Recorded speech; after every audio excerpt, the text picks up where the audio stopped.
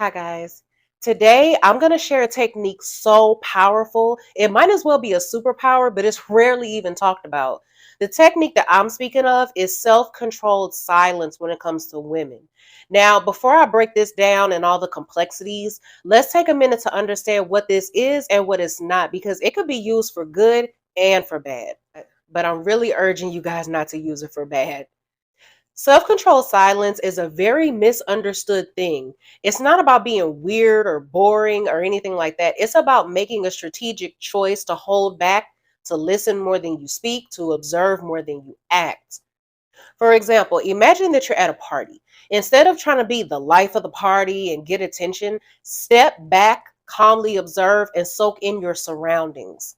Now, this technique might seem counterintuitive because we're told so much and so often that in order for a man to successfully get a woman, he has to chase, he has to be proactive, he has to show interest, etc. And yes, that is a piece of the puzzle because men are hunters and women are nurturers. But there's another side to this story that's another key element. It's often so overlooked, it's not even talked about really. Sometimes the loudest statement you can make is silence. The most powerful move you can make is not moving at all. There's a quote, one of my favorite quotes actually, that says, "The quietest man in the room is the deadliest." Now, of course, we're not talking about like a man literally being deadly or dangerous in terms of safety. The quote is referencing the power of self control. There's five key elements that make a quiet man deadly. One is observation. Quiet men are usually more observant. They watch and learn from everything that's happening around them. They can assess situations, understand people's motivations, and see opportunities or threats that a lot of other people might miss. Number two is self control. Quiet men usually have a strong sense of self control. They don't allow themselves to be swayed by outside sources or impulses. They think before they act and consider all possibilities and outcomes and consequences. Their actions are very calculated, they're not spontaneous at all. They choose the right moment to act for maximum impact. Number three, confidence. A quiet man is often a self-assured man. Another one of my favorite quotes says, "Confidence is silent, insecurities are loud." People who are overly loud and attention seek are typically insecure about something, and they're trying to overcompensate for it to hide that insecurity. They need external validation to feel good about themselves. Silence makes most people feel uncomfortable, so they feel the need to fill it with talking. A man who can sit comfortably in silence is a very powerful man because he shows that he's confident and he doesn't need constant conversation to feel comfortable. Number four is impact. When a man exercises his silence, it creates a sense of anticipation for everybody around him. People naturally become very curious about his thoughts. What is he thinking? What's on his mind? Why doesn't he talk? So when he finally does speak, his words carry significant weight and they have a profound impact. Number five is intelligence. Most of the time, quiet men are thinkers. That's why they're quiet. They speak less because they're busy processing information, planning their next move, and solving problems in their head. Their moves are extremely calculated, as I said before. They play chess while the majority of other people are playing checkers. I'm going to get very personal for a second and give you guys a real life personal example.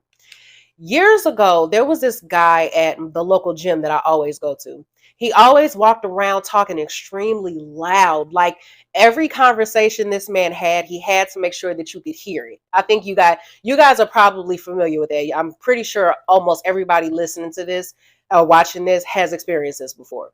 Like he was always flexing to make sure that people were looking, etc. Every time this man was in the gym, he had to make a whole show out of it. Now, as a lot of you know, one of my biggest pet peeves, like in life, is attention seekers. It bothers me to my core. So he was after me for a while and he asked me out on a few dates, to which I replied, "I appreciate the offer, but respectfully, I'm not interested. I don't believe in wasting people's time." So one day he asked me, "Are you just not interested in me, or are you just not interested in dating anyone?" So to that, I responded, I think you're an amazing guy, but I feel like you don't know you're amazing. You try so hard to get attention, and that's not attractive to me at all. I'm not interested because it feels like you're trying to prove something. You're trying too hard. You're an extremely handsome guy. You don't have to do all of that. That's why I'm not interested. I want you to know your worth. Meanwhile, at the same gym, there was a different guy who didn't socialize too much, primarily stayed to himself, etc. So he stuck out to me. So when he respectfully approached me, I was excited to get to know him more.